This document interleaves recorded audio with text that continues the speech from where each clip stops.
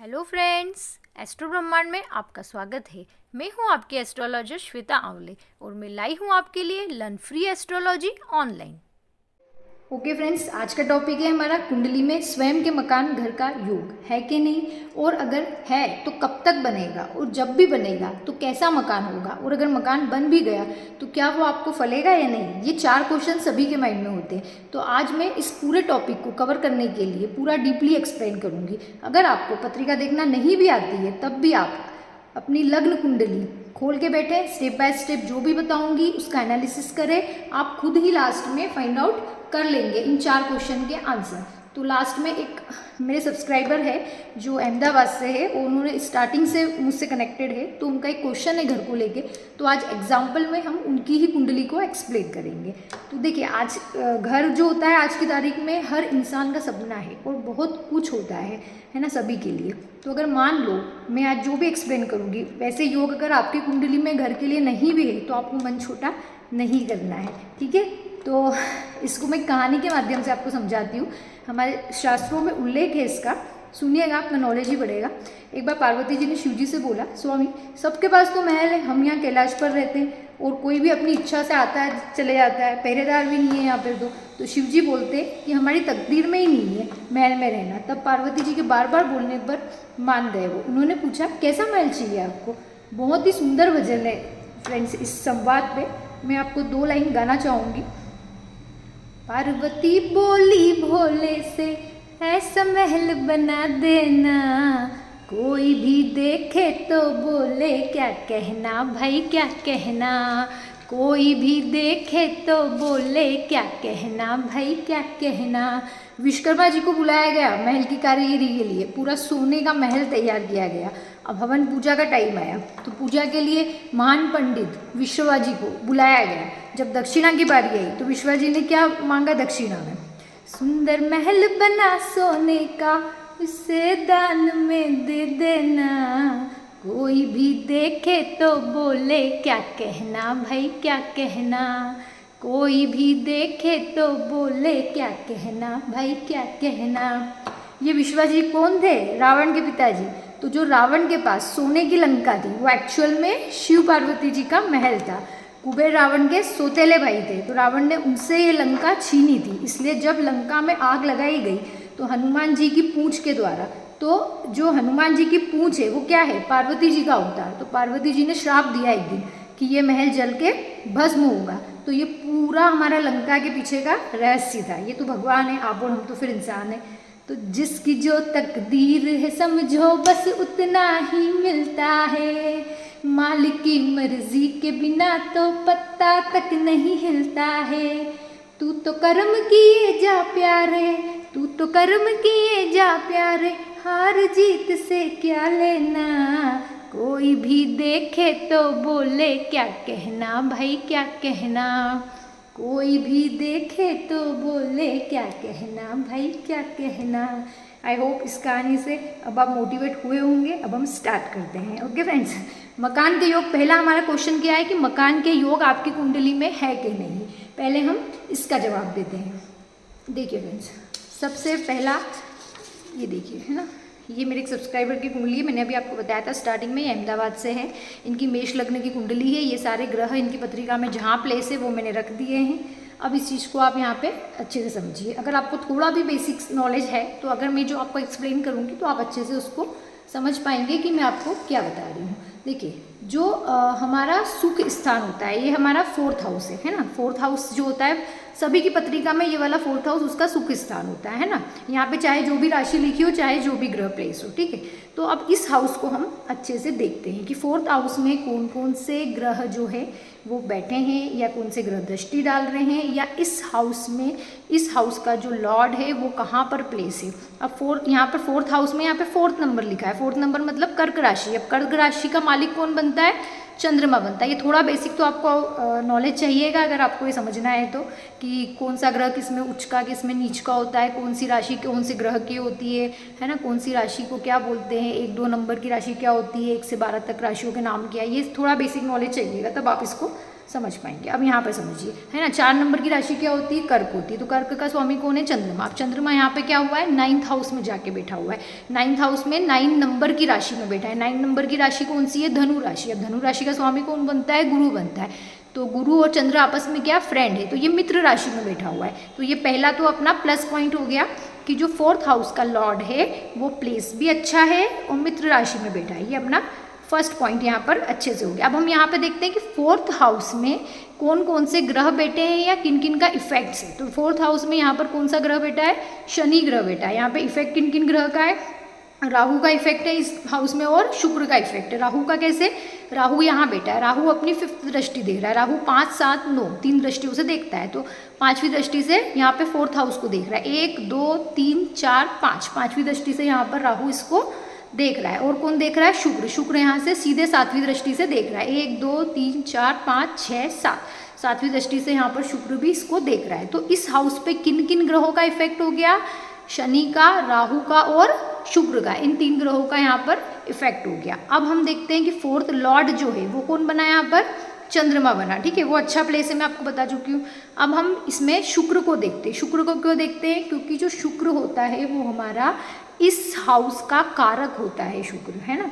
अब मकान, वाहन, इन सब का कारक ग्रह शुक्र होता है। ठीक है, तो हमने उसको देखा कि वो कैसा प्लेस है। तो शुक्र यहाँ पे 10 नंबर की राशि मकर राशि, मित्र राशि में प्लेस है। 10 नंबर की राशि मकर राशि को क्या बोलते हैं, शनि लॉर्ड है इसका, है ना। तो शुक्र और शनि आपस में मित्र राशि में हो गई है ना। तो ये भी यहाँ पर अच्छा प्लेस है शुक्र। अब हम आगे देखते हैं मंगल को। क्यों, क्योंकि मंगल जो है वो जमीन का कारक होता है ना। तो अब हमने मंगल को देखा कि मंगल कहाँ पर प्लेस है। मंगल यहाँ पे 2 नंबर की वृषभ राशि में प्लेस है। मित्र राशि में इसको प्लेस नहीं है फिर ये, लेकिन मंगल और चंद्र का यहाँ पर अगर आप देखोगे तो दृष्टि संबंध बन रहा है। कैसे बन रहा है, 1, 2, 3, 4, 5, 6, 7, 8। मंगल के पास 3 दृष्टियाँ होती है, एक चौथी, 7वीं और 8वीं। तो ये 8वीं दृष्टि से मंगल चंद्रमा को देख रहा है। चंद्रमा कौन है, यहाँ पे 4th हाउस का लॉर्ड है। हमको मेन इस घर को नोटिस करना है, इस घर को एनालिसिस करना है। तो इसलिए यहाँ पे मंगल की दृष्टि इस पे चंद्रमा पे पड़ रही है। ये भी हमारे लिए क्या हो गया, प्लस पॉइंट हो गया यहाँ पे। अब हम शनि को देखेंगे। तो शनि तो खुद ही यहाँ पे 4th हाउस में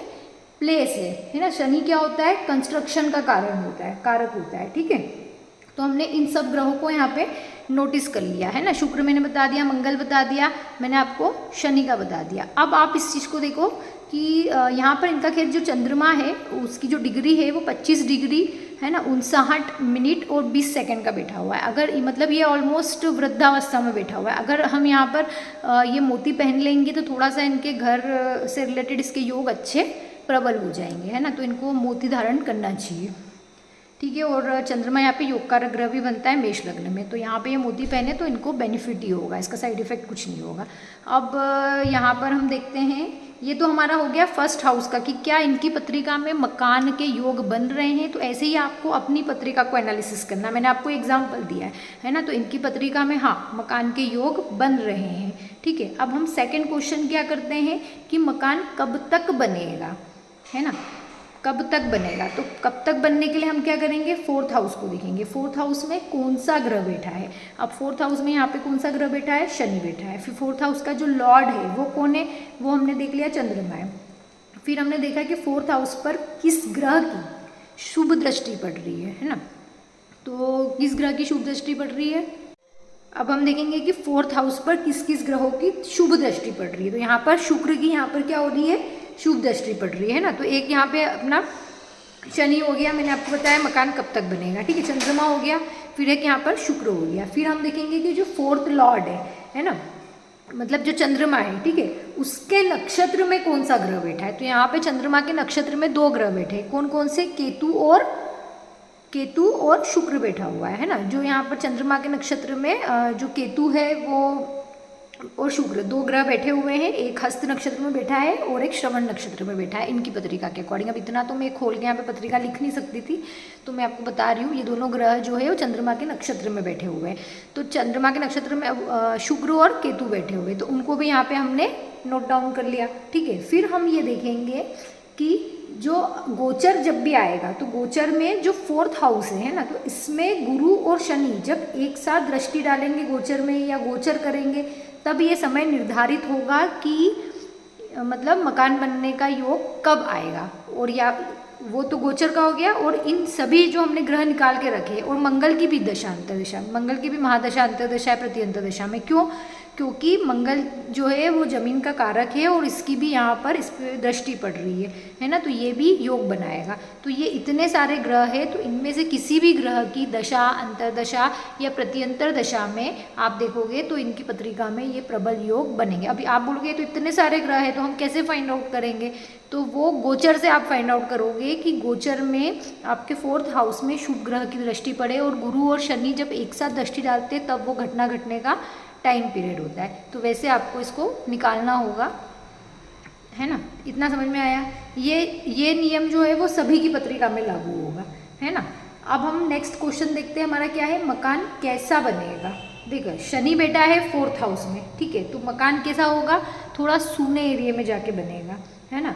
और राहु की उसके ऊपर दृष्टि है, तो मकान कैसा होगा, मकान बनने के बाद उसमें जैसे रहता है ना कि तोड़ फोड़ चल रही है, या फिर पुराना मकान खरीद लिया है उसमें तोड़ फोड़ चल रही है, तो मतलब एकदम से राहु देख रहा है इसको, है ना, तो एकदम से मकान बनेगा अचानक से, है ना। और कैसा बनेगा मकान, मतलब बन भी गया, मतलब एकदम से अचानक से मकान के योग बनेंगे और उसमें कुछ तोड़ फोड़ से रिनोवेशन चलता रहता है ना, तो ऐसा चलेगा। और शुक्र की दृष्टि है तो सुख सुविधा भी उसमें मकान में रहेगी, ये भी चीज़ क्लियर है। अब हम इसमें ये देखेंगे कि ये तो आपको मैंने देखो इनका मकान का एक्सप्लेन किया है ना, कि इनका मकान कैसा बनेगा, ठीक है। अब मैं यहाँ पे ये एक्सप्लेन करूँगी कि मतलब आप लोग की पत्रिका में सबके इसमें तो यहाँ पे शनि नहीं होगा, तो सभी एक बार समझ लो कि किसकी पत्रिका में कैसा क्या होगा, तो उसको कैसे हम देखेंगे, है ना।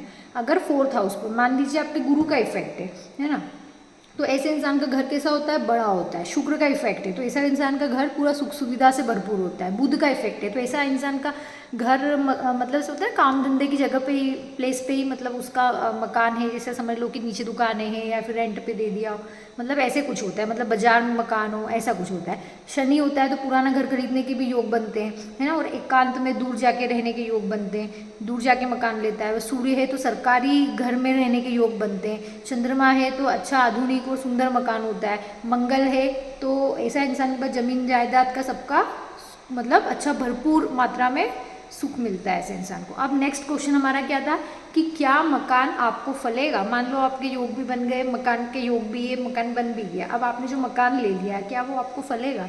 तो इसका आंसर शनि देगा आपको, है ना। आपकी कुंडली में शनि की क्या प्लेसमेंट है ये उस पर डिपेंड करता है। जैसे मान लो कि जो शनि है ना 4th हाउस में है, इनकी पत्रिका में शनि 4th हाउस में है, तो जब भी ये मकान बनाएंगे इनकी माता को कष्ट चालू हो जाएगा।